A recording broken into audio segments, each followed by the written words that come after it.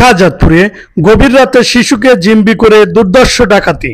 সিরাজগঞ্জের শাহজাদপুরে গভীর রাতে মা বাবার সামনে তাদের শিশু সন্তানকে জিম্মি করে দুর্ধর্ষ ডাকাতির ঘটনা ঘটেছে। ডাকাতেরা টাকা, গহনা, মোবাইল ফোন সহ আনুমানিক 7 লক্ষ টাকার মালামাল নিয়ে গেছে। মঙ্গলবার দিবাগত রাত 2টার দিকে উপজেলার কায়েমপুর ইউনিয়নের হলদিগড় গ্রামে মৃত মতিয়ার রহমান মাস্টারের 2 ছেলে মোস্তাফিজুর রহমান বাবুল এবং পলাশ আহমেদের বাড়িতে ডাকাতির এ ঘটনাটি ঘটেছে।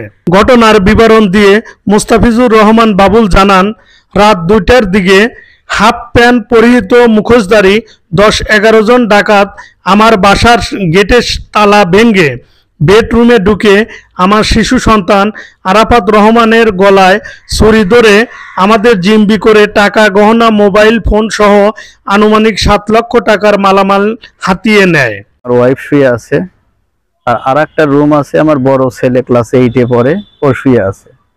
আর আমার ছোট ভাইয়ের মেয়ে, 6 বছরের মেয়ে এবং তার ওয়াইফ, ওনারা পাশের আর একটা রুমে ছিল।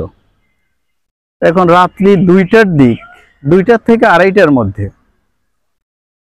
কে বা কাহারা প্রায় 6-7 জন, 7-8 জন, ওরা আমার একটা টিনের একটা ভাঙা জায়গা আছে, ওই জায়গা দিয়েই বের হয়ে আমাদের রুমে আসছে। রুমে আসার পরে আমার গ্রিলে তো তালা মারা, আমার মেইন গেটেও তালা মারা। বের হয়েছে, ছোট ভাইকে ধরছে। আমার ছোট ভাই ধস্তাধস্তিতে ওকে একটা ঘাম আসছে, এখানে একটু ছেলে গেছে আর কি, আর পিছন থেকে ঘাড়ে একটা বাড়ি মারছে রড দিয়ে, রক্ত বের হয়ে আছে।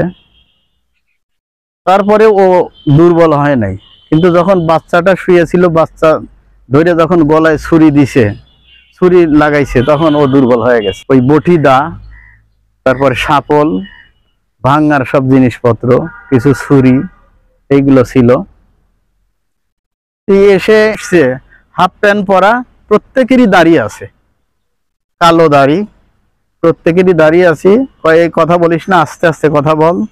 আর আমি, ওর চুরি ছিল, আমার আংটি ছিল, তারপর ওর ঝুমকা ছিল, বেশ কিছু, প্রায় 2 ভরির একটু উপরেই আর কি, ওটা নিয়ে নিছে।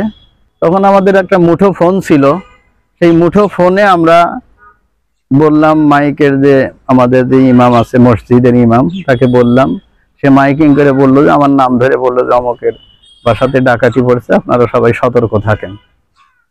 পশ্চিম পাশ দিয়ে পশ্চিম দিকে, দক্ষিণ পাশ দিয়ে পশ্চিম দিকে, মোহনপুরের দিকে আর কি, পারমনোহরের দিকে ওরা নেমে চলে গেছে। না, আমি কাউকে চিনতে পারিনি, এবং আমি আমার অনুমান করি যে হয়তো কেউ থাকতে পারে। গ্রামের লোক না থাকলে তো আমার বাড়ির মধ্যে 50 বছরের মধ্যে এরকম কোনো ঘটনা ঘটে নাই।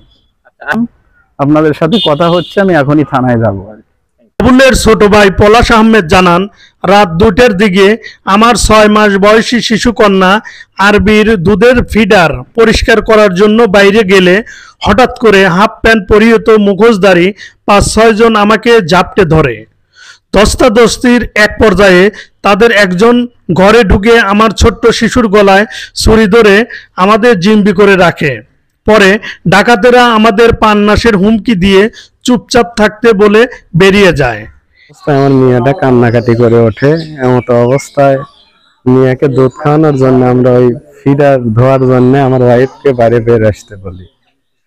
তো বাইরে আসার সময় দেখি যে আমাদের এখানে গেট খোলা, গেটও খোলা, বাইরের লাইট এগুলো সব অফ, বন্ধ করে দেয়া।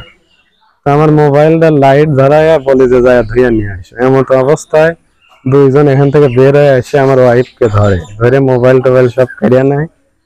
নেওয়ার পরে 2 জন আমার দিকে আসে, আমি কে বলতে আমাকে মারার জন্য আসে।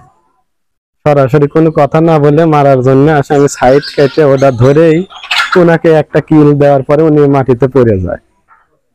পড়ে যাওয়ার পরে আরেকজন দৌড়ে আসতে লাগে, ওনাকেও আমি ধরে একটা মাটির সাথে ফেলাই দেওয়ার পরে একটু পরে উনি উঠে ভিতরে যায়। ভিতরে গেলে যে ভিতরে আমার মেয়ে শুয়ে আছে, পরে উনি যায় আমার মেয়েকে ধরতে আমি উনাকে যায় ঝাপটা ধরার পরে একজন পিছন থেকে যায় আমার ঘাড়ি বাড়ি দেওয়ার পরে আমার মেয়েটা ধরে গলার কাছে ছুরি ধরে বলে যে তুই যদি টেরিবারি করিস তাহলে তোর মিয়াক মেরে ফেলাবো।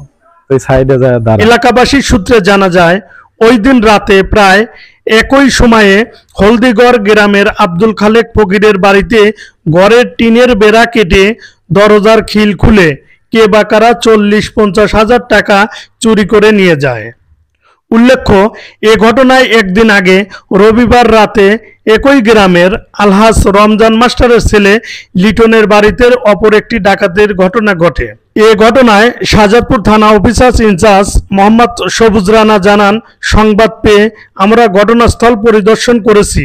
এ বিষয়ে বাবুল বাদী হয়ে থানায় একটি অভিযোগ দায়ের করেছেন। অপরাধীদের ধরতে এবং মালামাল উদ্ধারে আমরা কাজ শুরু করেছি।